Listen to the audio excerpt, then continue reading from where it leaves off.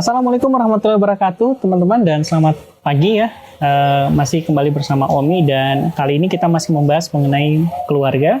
Dan kalau minggu kemarin kita membahas mengenai keluarga dan fondasi keimanan, hari ini kita membahas mengenai hal yang lebih dalam lagi. Jadi teman-teman yang belum menonton part 1, silakan untuk menonton sebelum video ini. Kita punya video yang membahas mengenai pentingnya membangun keluarga dalam konteks keimanan.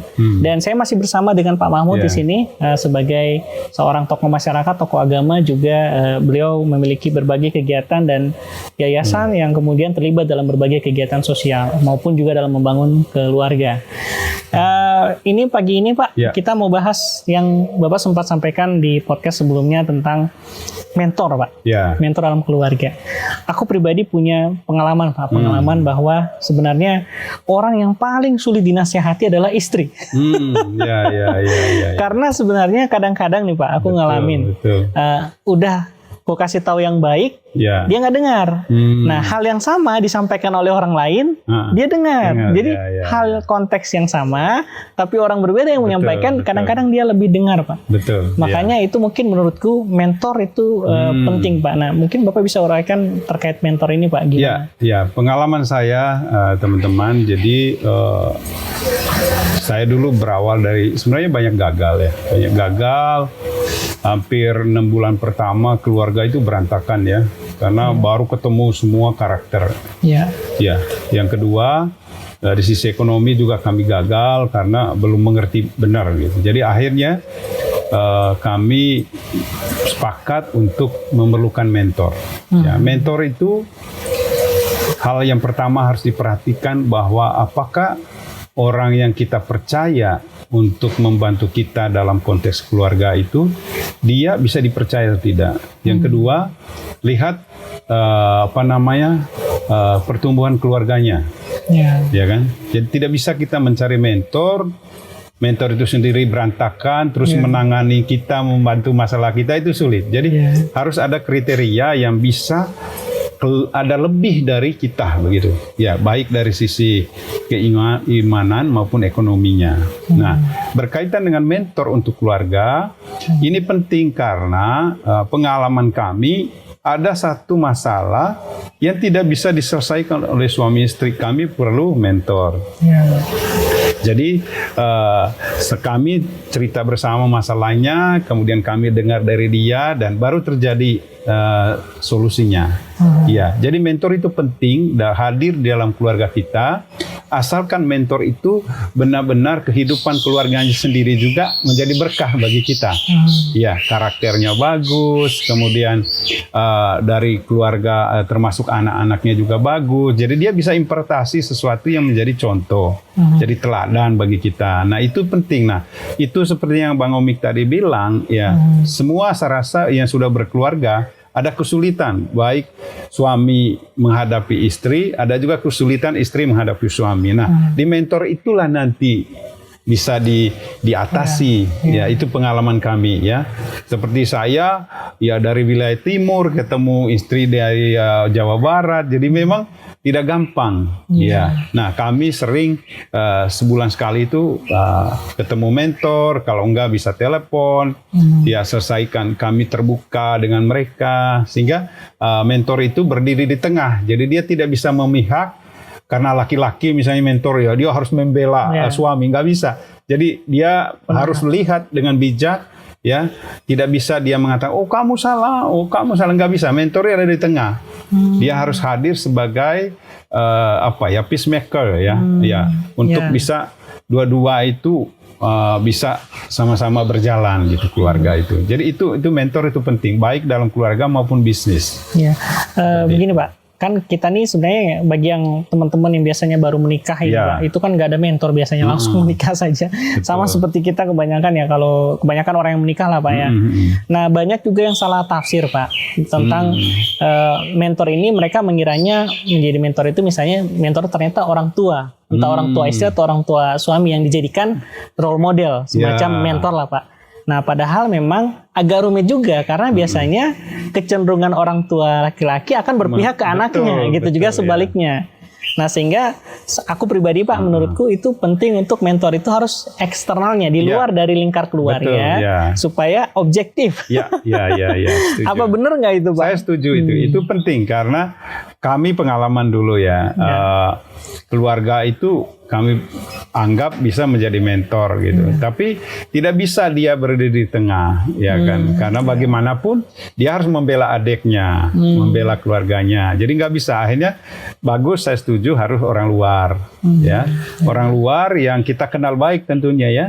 Dan mentor itu juga siap untuk membantu kita, bayar waktu dia, ya pikiran dia, bahkan biaya juga, ya kan dia bisa. Jadi mentor itu benar-benar menjadi inspirasi bagi kita begitu. Nah, makanya jangan salah memilih mentor.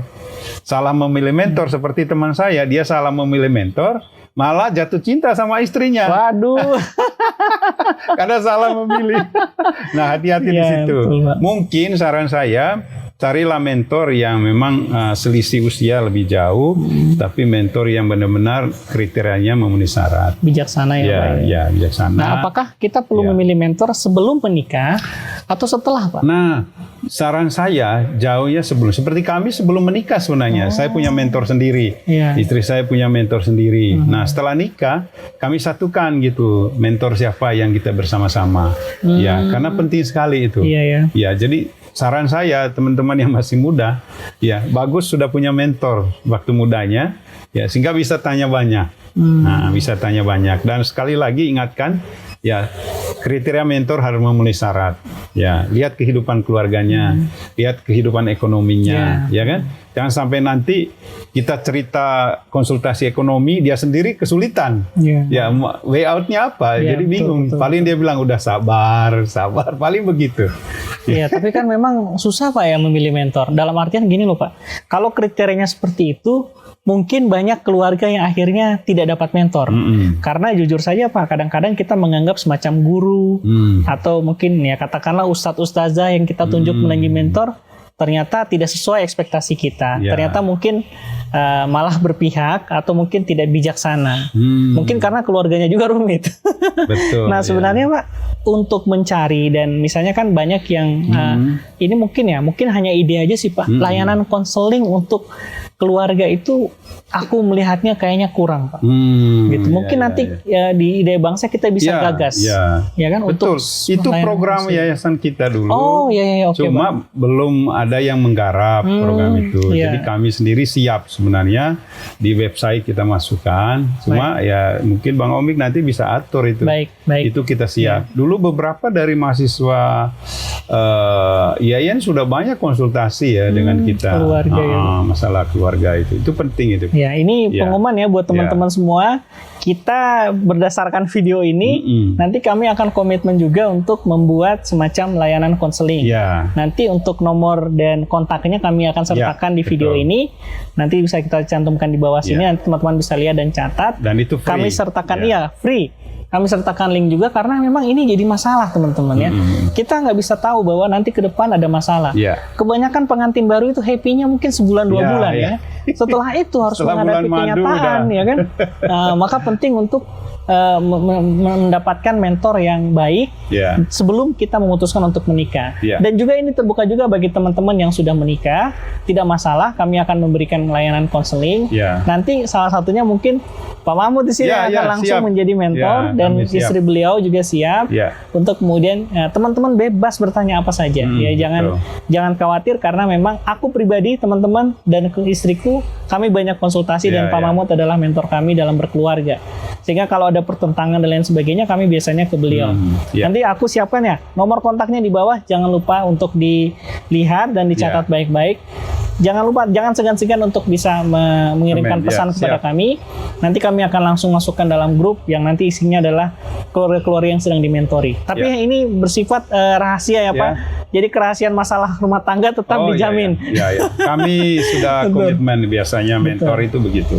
Saya sendiri mementoring untuk 70 leaders ya di seluruh Indonesia, baik di bisnis maupun dalam konteks keimanan. Baik. Jadi kita bisa lebih intens lagi ya teman-teman ya. Jadi video podcast kali ini luar biasa karena kita tidak hanya berakhir dengan tema hari ini, tapi teman-teman bisa menanyakan hal apa yang ingin ditanyakan ke layanan konseling kami, layanan mentor di Hidayah Bangsa ya.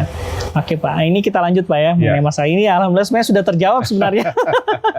Sebenarnya dalam konteks ini podcast ini sudah menjawab sebenarnya karena setiap rumah tangga kan beda-beda Pak masalahnya. Ada yang kendala dari internal, bahkan tidak sedikit Pak yang kendalanya dari eksternal Pak.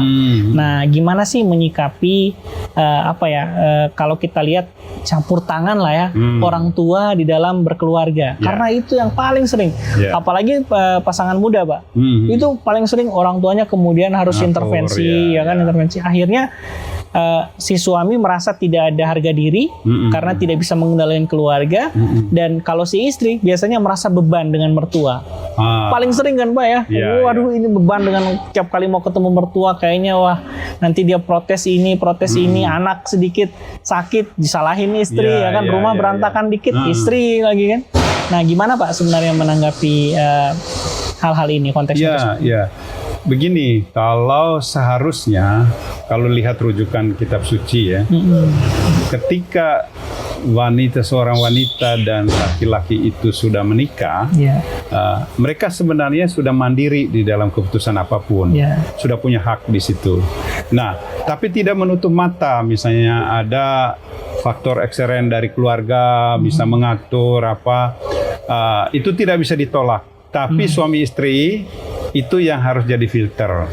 Dia sepakat, boleh kita dengar, tapi kita yang memutuskan. Seperti kami sendiri, maunya keluarga saya begini, maunya keluarga mereka begini. Tapi kan kami yang memutuskan. Kami tetap dengar. Kami saring sepakat bersama. Apa yang mereka sampaikan, kita yang harus memutuskan, bukan mereka. Seperti kami mau memutuskan tinggal dimanapun, keluarga bilang, jangan jauh-jauh, harus dekat. Tapi kami yang harus memutuskan. Tapi sebagai bagian dari menghargai orang tua, kita terima dulu Pak. Terima dulu. Kita yang kelola, sepakat, terbuka. Seperti contoh misalnya, keluarga saya minta uang, atau keluarga dari sering istri. terjadi Pak. Benar. Keluarga dari istri minta uang. Sering terjadi kami ngomong itu, ini loh ada keluarga yang minta uang, gimana? Ya kan? Nah, nanti disepakati di situ. Misalnya minta 1 juta, kita kasih 700 yang kita sepakati. Ya udah kirim segitu. Jadi ada kesepakatan, keterbukaan suami istri itu, apapun input yang masuk, baik dari keluarga, dari lingkungan, dari teman. Nah, itu harus dibicarakan. Solusinya gampang kok. Mentalitas kita terbuka, kemudian tetap harus ada responnya seperti apa. Contoh keuangan itu. Itu dulu kami sempat saya sendiri terjadi kesalahan misalnya. Saya ditegur oleh mentor. Ya kamu salah. Nggak boleh kamu langsung kirim sebelum kamu ngomong sama istrimu. Gitu. Maka keterbukaan itu sebenarnya jadi keterbukaan kunci. Di situ. Sekarang kami udah langgeng. Misalnya ada keluarga SMS saya. Ini loh perlu bantu gimana kesepakatan kita. Ya udah sepakat kirim gitu kan. Jadi sebenarnya tidak ada yang sulit. Jadi kalau istri terbuka. juga legowo Pak ya. Legowo pasti. Tenang juga hatinya ketika. Masalah adalah ketika ketahuan belakangan itu yang bikin bener Pak. Berkelahi Pak. Bisa berkelahi di situ. Karena juga kan kadang istri kan kalau kita menikah kan Pak, ini kan bukan sendiri Pak, tapi 2 keluarga yang bersatu. Betul. Sehingga kita tidak boleh condong ke satu keluarga. Seperti kami lah liburan kami sepakat, nanti 2 kali ke kampung halaman saya, nanti 2 kali ke kampung halaman itu udah harus dibicarakan gitu. Nah, kalau sudah dibicarakan, kumpul uang untuk menabung, gitulah. Liburan akhir tahun atau ada usaha yang hasil tahunan bisa dipakai untuk liburan. Saya rasa begitu. Hal-hal praktis begitu bisa juga jadi perceraian kalau tidak diatasi dengan baik. Jadi manajemen keluarga itu penting gitu. Baik teman-teman. Ini sebenarnya tema ini menarik sekali Pak ya. Sebenarnya tidak cukup untuk podcast 1-2 podcast kan. Betul. Tapi kami akan terus hadir dengan podcast mengenai masalah keluarga ini. Kami komitmen untuk terus menghadirkan secara kontinu. Tadi kan kata Bapak mungkin di podcast ketiga kita akan buat mengenai manajemen keluarga. Ini penting karena tadi sudah disinggung oleh Bapak. Banyak keluarga gagal bukan karena nggak cinta lagi, tapi salah memanage. Betul. Ini banyak menarik, hal di situ manajemen keluarga. Betul, menarik teman-teman ya. Jangan lupa nanti saksikan podcast kami yang berikutnya kita akan menghadirkan banyak tema mengenai keluarga. Dan sekali lagi di bawah sini sudah saya cantumkan nomor telepon untuk kita bisa konseling. Silakan jangan ragu untuk WhatsApp. Karena ini ada linknya di bawah, nanti saya sertakan juga di dalam deskripsi. Teman-teman akan langsung kami layani dan akan langsung kami masukkan di grup. Dan kita dengan sangat terbuka ingin membantu teman-teman semua menyelesaikan masalah keluarga. Apalagi COVID seperti ini, wah tentu banyak sekali hal yang terjadi. Dan kita dengan besar hati akan membantu dan menolong keluarga teman-teman semua. Nanti Bang, di manajemen keluarga itu bisa bicara sampai ke seks keluarga. Karena itu di manajemennya. Nanti aku buat dulu ini draftnya ya Pak ya. Saya dulu dengan mentor itu rasa ragu kan, tapi setelah masuk, bagus juga. Karena itu juga jadi masalah besar Pak. Banyak orang nggak terbuka karena menganggap tabu masalah itu. Nggak boleh. Kalau luar negeri kan udah biasa. Bahkan kita itu harus kita tahu. Saya dengan mentor itu bisa terbuka. Misalnya saja ya, bagaimana cara merawat burung suami itu dulu kami terbuka biasanya. Iya benar Pak. Menarik Pak ya. Tapi jangan dibuka dulu Pak semua Pak. Nanti teman-teman bisa saksikan di podcast berikutnya. Sekali lagi terima kasih telah bersama kami di podcast kedua. Tadi ini adalah serial podcast mengenai keluarga dan sangat menarik dan sangat bermanfaat bagi teman-teman semua, terutama juga bagi kami pribadi Pak.